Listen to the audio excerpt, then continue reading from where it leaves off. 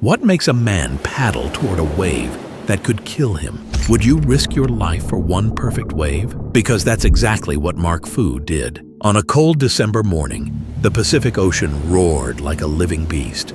The sky hung low, gray and brooding, as a solitary figure carved through the fog. Mark Foo, one of the world's most fearless big wave surfers. But on this day, the sea had other plans. A gentle-looking wave would become his last. Within hours, headlines would echo a chilling truth. Mark Foo was gone. What happened that day still haunts surfers to this very moment. But before we dive into his tragic final ride, we need to understand the legend behind the board. Who was Mark Foo? Tonight, one of the very best, Mark Foo, has died. Surfers all around here gathered in their homes tonight talking about the death today of Hawaii's Mark Foo. These are the last pictures of world-renowned surfer Mark Foo.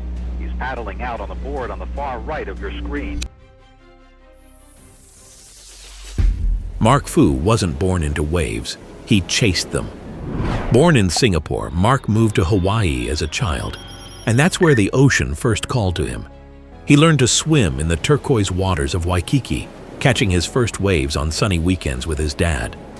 But when his family relocated to Washington, D.C., everything changed. Mark felt landlocked and lost, torn away from the sea he'd fallen in love with. At just 14, he ran away to Florida to surf again. That's how deep his connection was. Eventually, his family moved back to Hawaii, and that's when Mark truly came alive. By 19, he was competing on the Pro Tour.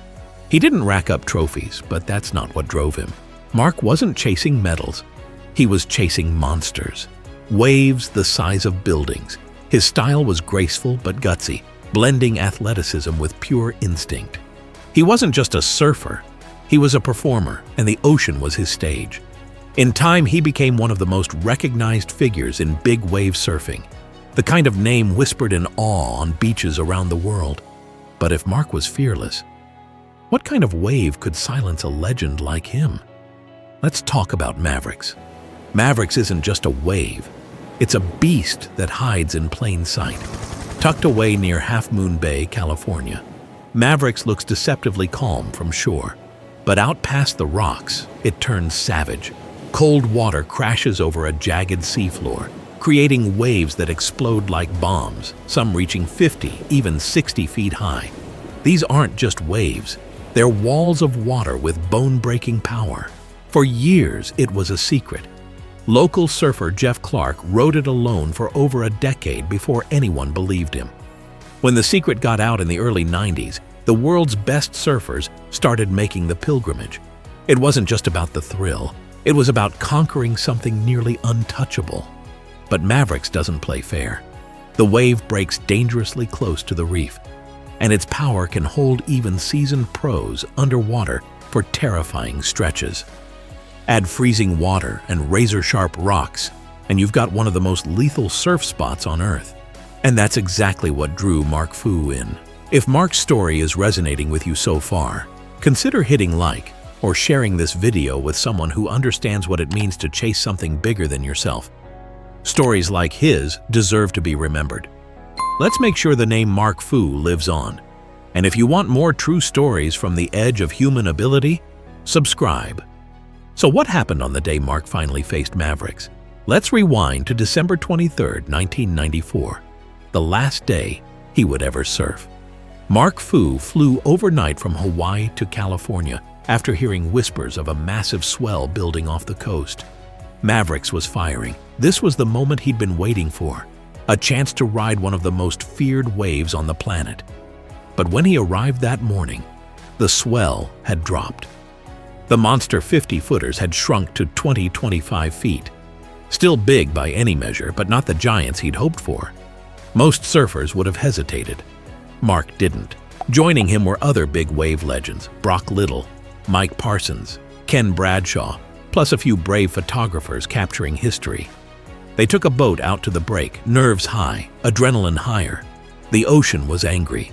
Mike Parsons was nearly crushed trying to paddle out. Ken Bradshaw's leash snagged on rocks and nearly dragged him under. Still, Mark stayed focused. He'd flown across the ocean for this. Finally, he saw it.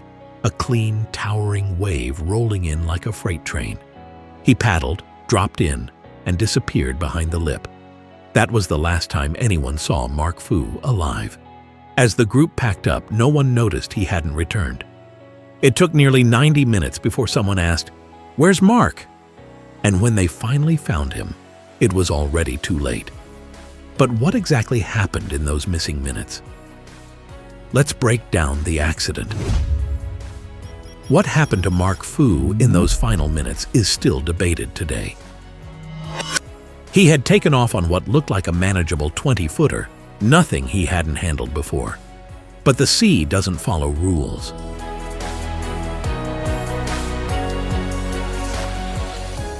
As Mark dropped down the face of the wave, something went wrong. Fast. Maybe he hit a patch of chop and lost his balance. Maybe his board skidded. Maybe he was just exhausted from the red-eye flight and freezing water.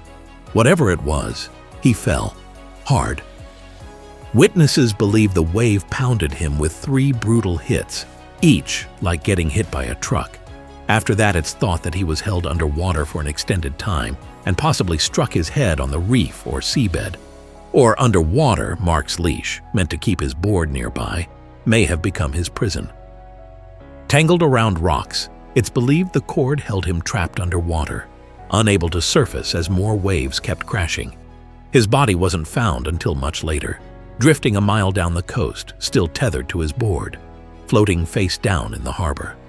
The official cause of death was drowning.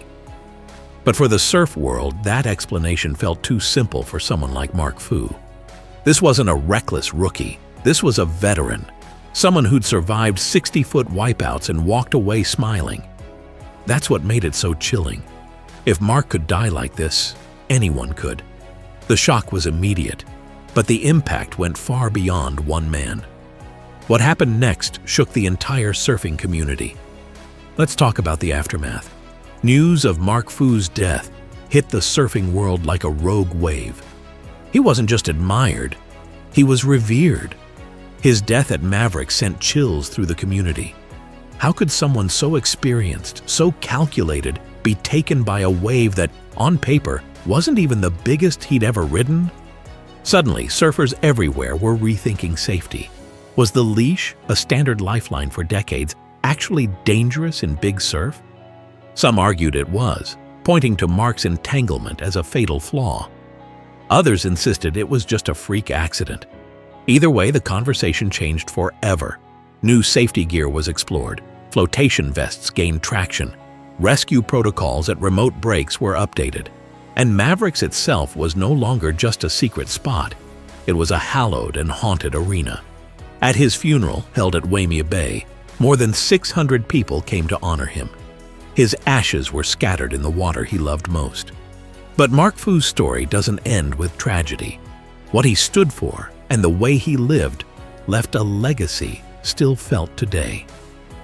Let's talk about that next. Mark's death shattered more than hearts.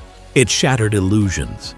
Until then, big wave surfers were seen as untouchable, gladiators of the ocean. But when someone like Mark Foo doesn't come back up, it forces everyone to ask, could I be next? Surfers began training differently. Breath hold techniques, mindfulness, mental preparation. Leash debates grew louder. Mavericks became less of a spot and more of a shrine. And a myth, the myth of invincibility, was swept out to sea with him. Mark Foo wasn't just respected, he was deeply loved. His fearless approach to surfing inspired a generation, and after his death, that impact only grew.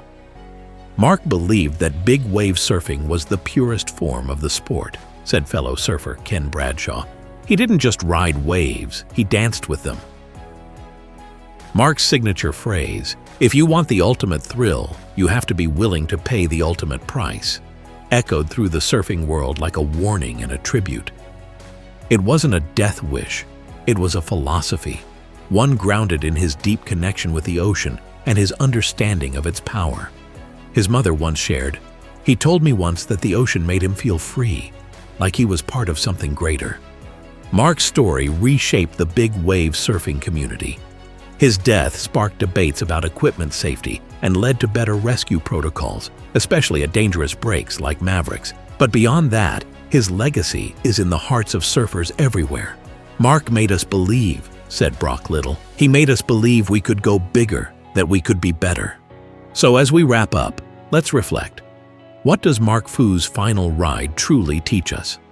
Mark Foo lived a life on the edge, not recklessly, but intentionally.